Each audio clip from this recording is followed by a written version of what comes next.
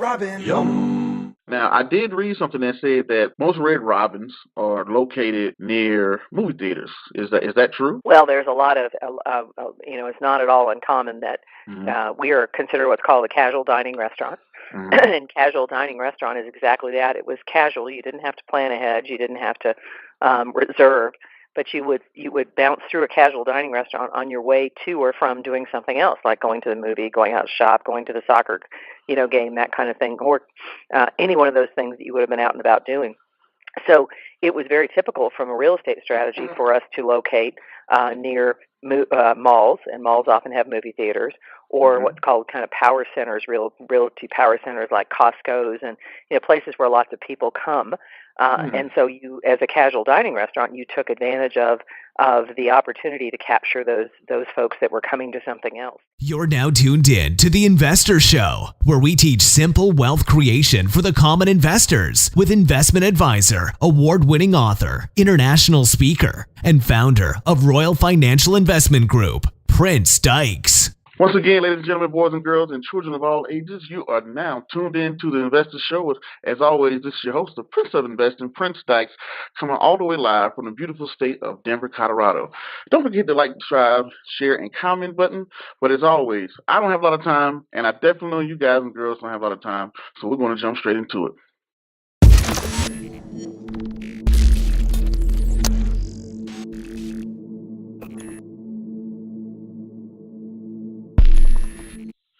So today we have a very, very special guest on the episode today. I know you've probably heard of Red Robins.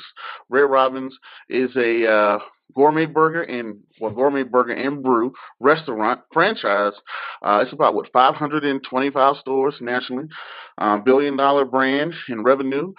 Great things going on at the restaurant, but today we have a CEO by the name of Denny Post, and I reached out to her. I met her at I forget, it was at a conference or a meeting or something like that. I got the chance to meet her, and she was really one of the first women CEOs that I personally met of a global brand, of a well-known brand. And being Women's History Month in March, I thought I'd reach out to her and have her sit back and give her some of her experiences, some of the things about what she does, about the brand, running a billion-dollar brand, 27,000 employees, in her history with Burger King, KFC, Pizza Hut, Starbucks, Taco Bell, hopefully I got all those right, and now being the CEO of Red Robins. So without further ado, let me introduce my guest, Miss Denny Post. Denny Post, how you doing today, ma'am? I'm doing very well, Prince. Thank you so much, and thank you for inviting me to join you on this podcast. Definitely. Thank you. Now, the first thing I want to get into for people out there who, I know I gave it, hopefully I didn't butcher your intro, but people out there who may not know who you are, who is Denny Post? Oh my goodness! Well, I'm the yeah. Who am I? Boy, that could take a while on the couch. I am the CEO of Red Robin, as you said. I'm a mother. I have a 25-year-old son, and married for 26, coming up here on 26 years. I'm also very active as a advocate for women in business and advancing women leaders across the industry. Active with Women's Food Service Forum, which is an organization that helps develop women's leaders. I'm a member of the Wyndham Destinations Board as well, which is another publicly traded, much larger firm actually than Red Robin. And I am somebody who genuinely loves to support entrepreneurs like yourself. Definitely appreciate it. Definitely. Now, the first thing I want to bring up, there's a bunch that I want to say, but how is it being a woman, being in that type of position over a billion-dollar brand, 27,000 employees, hundreds and hundreds of stores all across the globe? What is it? What does that feel like? To be in that type of position. I know it didn't happen overnight, but no, it definitely did not. It is a tremendous responsibility. We are a publicly traded company, so we have I consider us having three primary stakeholders in our business. The first is our guest, the ones that we serve, and the only ones who truly pay us every day and expect nothing in return except a great meal and a great experience. Secondly, we have our team members, the team members you mentioned that are working in our restaurants, are supporting our restaurants, or here in our home office in Denver. And then the third, of course, is our stockholders. And our stockholders are absolutely critical to us because they take the time to invest in our brand, to give us the right to be able to invest in the things that will help us grow. And so all three are critical. And I think about every one of them every day. Our responsibility to the guest, our responsibility to our team members, and responsibility to our stockholders. Our mission is to make everyone better for being here at Red Robin, and that includes all three of those. So we work every day to try to give the best service and best food we can, the best place to work for our team members, and of course the greatest return for our shareholders. Awesome. Now, like you said earlier, you like to support entrepreneurs. The thing about it is, what advice, with all your experience, with all the things that you have seen, what advice would you give a up and starting entrepreneur or current CEO or someone who's thinking about owning their own business? Well, running your own business takes a certain level of courage and tolerance for risk that I truly admire. I think the biggest thing is to remain open to evolving the business rapidly. So often people get a vision of what they want to create, and any step off of what they perceive to be their path, they view as a setback. And instead, all it is an opportunity to reconsider, am I on the right path? And, I think that flexibility, that creativity, that openness to growth can make the difference between a success and a failure. And that's in any business. Success is never, rarely a straight line. It is a combination of lots of steps, sideways, backwards sometimes, and sometimes circularly before you know exactly what you're doing and whether or not it's going to work. Okay. Now, I have a question. I was recently at Red Robin's, and oh, you were? Okay. Yeah, I really was. I was at Red Robin's, and Red Robin's has changed so much from the last time I had gone. I didn't know about the brewery, the bar that it added, and all the beer and stuff like that. Yeah. That threw me off. So, how does Red Robin make its menu selections? Oh gosh, well, we actually have a research facility where we bring people in, and they get the opportunity to taste new items and rate them. So it's called a sensory facility. So it helps us optimize anything that we're thinking about putting on the menu. We do research across the country to ask people what they're interested in. For example, we're launching the Impossible Burger this week, which is a vegetarian burger. It's plant-based protein, and it's become very popular for what is now known as the flexitarian. So not somebody who wants to be purely vegetarian, but who wants to start to cut down on red meats or animal proteins in their lives. And so we're launching the Impossible Burger. That went through extensive testing. I'd say we've been doing this for at least 18 months before we chose this option and brought it forward. And we also often test market in certain regions, particularly if something's going to be advertised. We want to make sure that it's going to be worth the national investment that it takes to do that.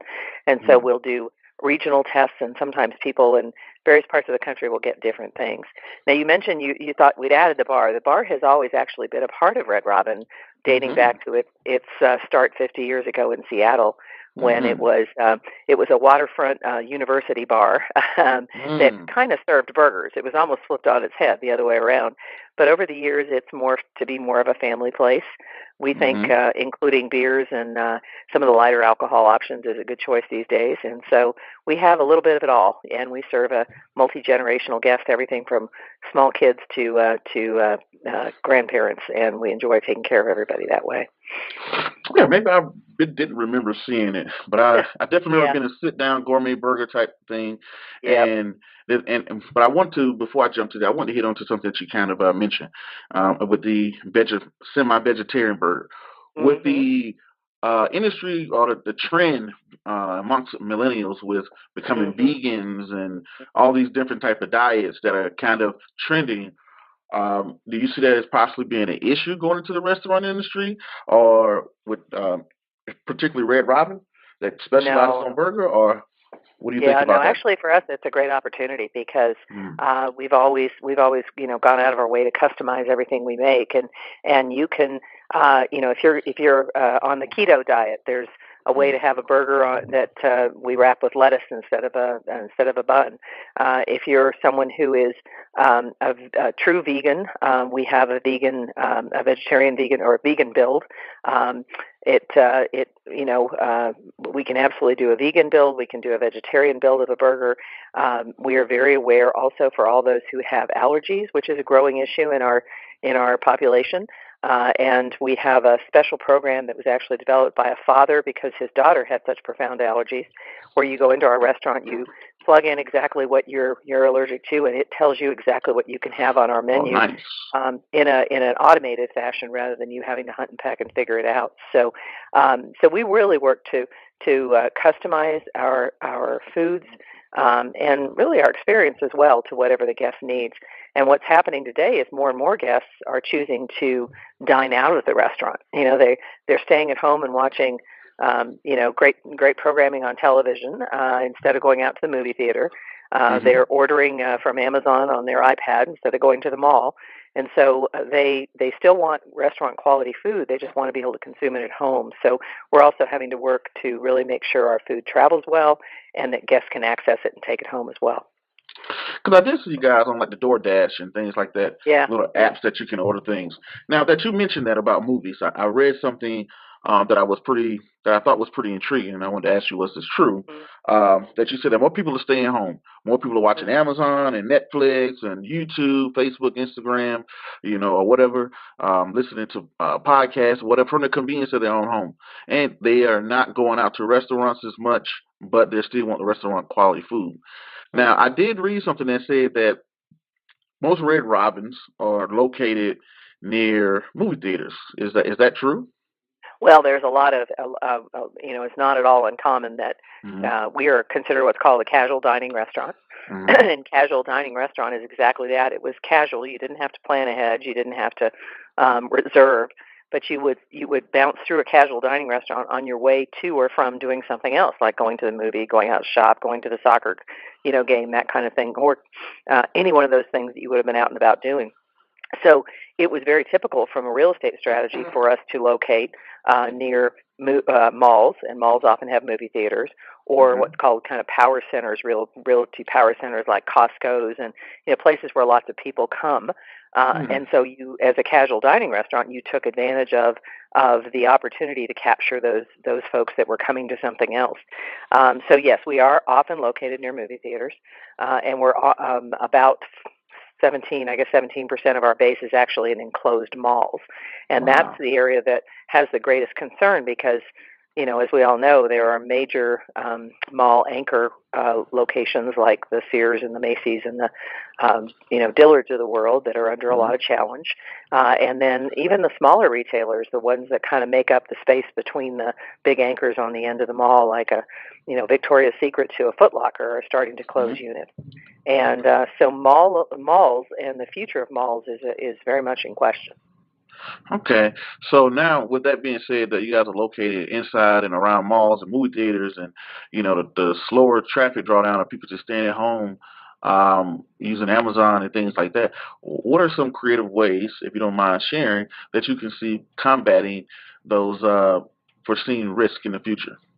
Well, the first is you have to knock down, any challenges around the guest being able to access your. So it's as simple as having a dedicated parking space, so that you can pull in, park, and run in and pick up your food to go if you choose to.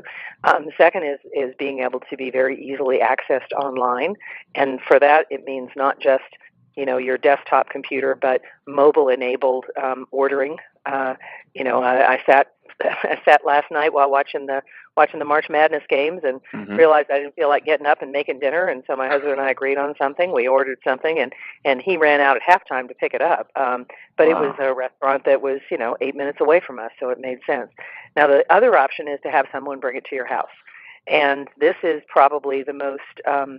If you've been watching any of March Madness this week, it seems like everybody is advertising their delivery. Everybody from Subway to Taco Bell to competitors of ours, people like Chili's, etc. Everybody's advertising it. The challenge is that it comes at a premium, right? You've got to if you go and pick up your own food. it's your choice whether or not to tip anybody in that process, but you pay the price that's charged and you take it home. If you have somebody else bring it to you, there's got to be a premium added. And it happens in two ways. One, there's a delivery fee. Often there's a minimum, which is, you have to, place an order for $25 of food or more, and then you pay a delivery fee of, say, $5 or something. And then the restaurant is paying a percentage of that to this third-party group, be they Uber Eats, Grubhub, DoorDash, or anyone, the rest of them. And so it's putting a squeeze on margins. It's not just the delivery fee you're paying. The restaurant is also having to pay for this. And, it seems to be the wave of the future, the gig economy, which is someone who just drives their car to do all kinds of things, right? In this case, cars. They may be an Uber driver taking you to the airport, or a DoorDash driver bringing you a pizza, and they are free as contractors to work with any one of those organizations as they choose. But that, the question of whether or not that's sustainable over time, whether those individuals can actually make a living doing that and feel good about it, versus being employees of companies, is kind of up in the air right now, because there's so much pressure on this full employment economy, that the prospect of how long will folks want to work that way, and will that be sustainable? So that's the delivery piece. Now, there are others like pizza who've always had their own employees do the delivery, but they have the scale to justify it, having somebody on full time or multiple people on full time to do that. So it's a really interesting space. And then you see the future, and it may include drones that bring you that pizza or burger. And it's not at all. See that. I did see some kind of studies going around with, can a drone deliver pizza? Yep, you have drones and or robotic vehicles. This is where you could easily imagine autonomous vehicles, with no driver pulling up, and it's up to you to go out to the curb and retrieve your pizza, or small robotic vehicles in urban areas that can actually traverse blocks and elevators and everything else to drop off food. So, I think we will see this, Prince. I know you to be. I'm betting you to be a younger man than I am, woman. But I think we'll see this in our lifetimes. We'll see some form of this, certainly. I'm just slightly younger. That's all. Slightly. Yeah. Well, we're all as young as we feel. Now you brought up an interesting point, that you watch March Madness. I would not have guessed that for you. I'm a major basketball hound. I love basketball. Wow. Man, I never played. Unfortunately, I was in school before Title IX, and so I was a dancer in high school, not an athlete, because we just didn't have as much in women's athletics. But I am a basketball fanatic. Well, yes, who you have winning the tournament? I am pulling for Auburn. I am going with my with Charles Barkley and his affinity for Auburn, and hoping that they come through. Though he actually picked Virginia to win the whole thing, and then I'm really pulling for our Nuggets to make it through, because they're such a great young fiery team that I really hope they can make it through into the finals here, the NBA this year. Okay, all right. So are you a Broncos fan? I'm sorry, who? Denver Broncos? Oh, yes. Well, I'm sorry. I misunderstood. I was still thinking basketball. I would describe myself as, I have, and this is, I've lost a little of my taste for football. With all the news about the toll it takes on players, I have to admit I have a harder time watching it now, and I just don't find it as entertaining as I do basketball. And I'm not a baseball fan at all. Baseball is like watching paint dry for me. But yeah, I'm a Broncos supporter because I believe in the hometown teams, and certainly hope they'll have a better year than last year. But I have a hard time watching football now, because I just think of the toll it takes on those individuals, and it kind of bothers me. It does feel like contemporary gladiator kind of sport, and I'm not sure that's right. Yeah, CTE and my gosh, yes. Body gets banged up. And the thing is, do you remember the running back, the Broncos? Well, he's in the Hall of Fame now, Terrell Davis. Sure. So, quick story here. The reason why I kind of thought about it, I didn't know you was a sports fan at all, but I met Terrell last year at the Broncos Stadium, and he saw my my first two books Oh. that you have. He saw the first two books, and he knew when my third book was coming out. I told him it was coming out in June of next year, and he said, "Prince, I got to be in this next book. You know, you have to put me in this next book." And I thought he was Uh-huh. joking. I thought he was just being nice. I said, "Oh, okay, nice to meet you." And he's like, "No, I'm serious." And then I realized he was very serious when I started getting contacted by his manager, and Mm, he announced it at the Broncos Stadium in November.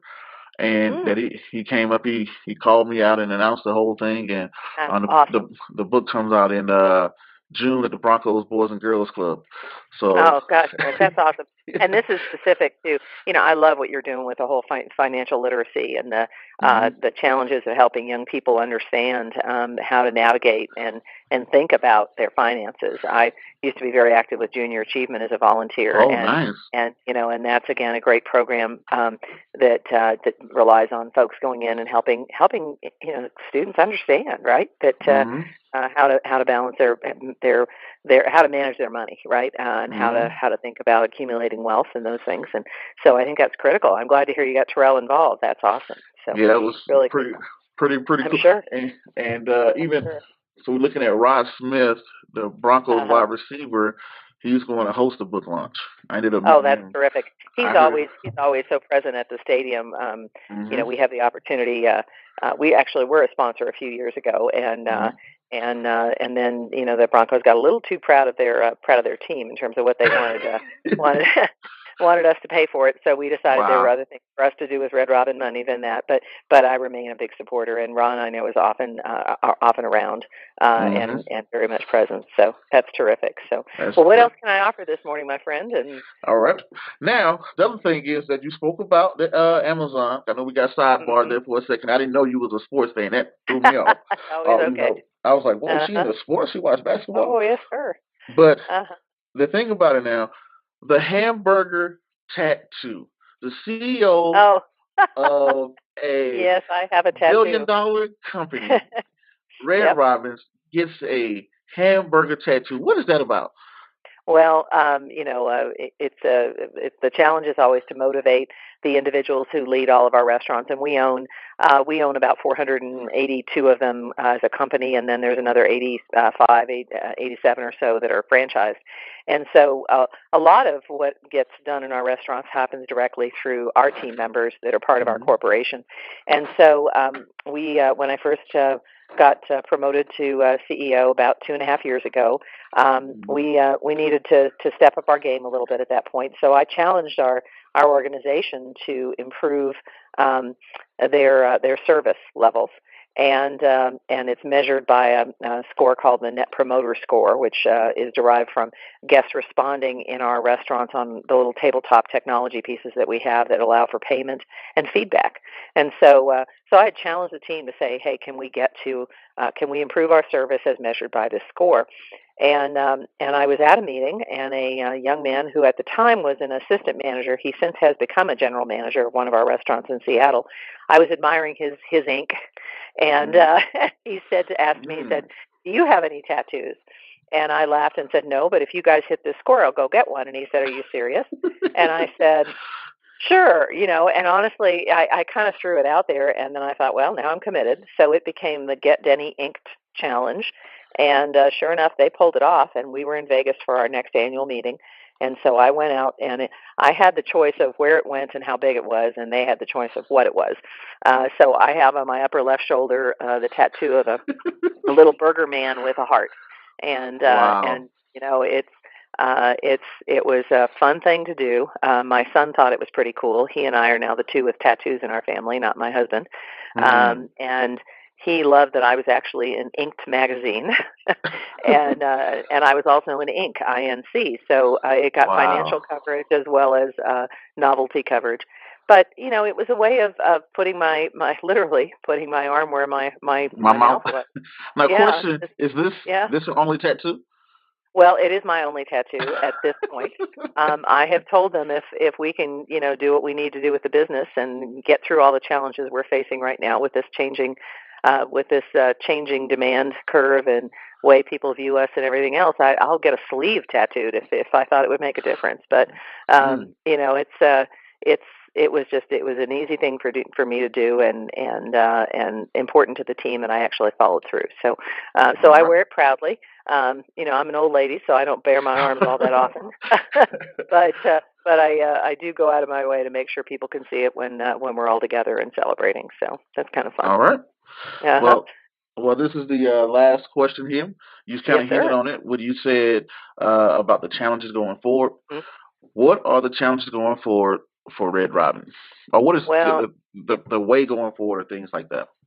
Well, I think the biggest thing is for us to evolve from being just a destination for dining to being a destination and a source of great burgers. So, again, as I spoke to, if people want to have catering for office events or parties, or if they want to have take their burgers and take them home to consume, or however they want to access us, we need to evolve from being purely a dine-in restaurant to a restaurant that still makes all those great burgers and provides all that great service, but just does so in everything from tableside dining to virtually online to delivery to your door to everything in between. So that is a more complex business.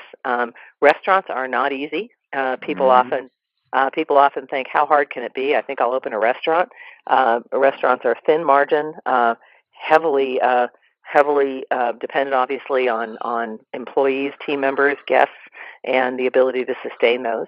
And so, it's already a difficult business, and it's getting more complex. And if we can evolve and manage through that, then we'll be here for generations to come, and that's our goal. All right. Well, Ms. Denny Post, it was definitely great. Thank you for stopping by. And is there anything you want to say to the listeners out there across the globe? No, I would just say, please, listen in, develop your own financial and investing skills. Be responsible for developing and holding your future in your hands, and not letting others decide it for you. And please, if you're near Red Robin, drop in for a great burger. All right. All right.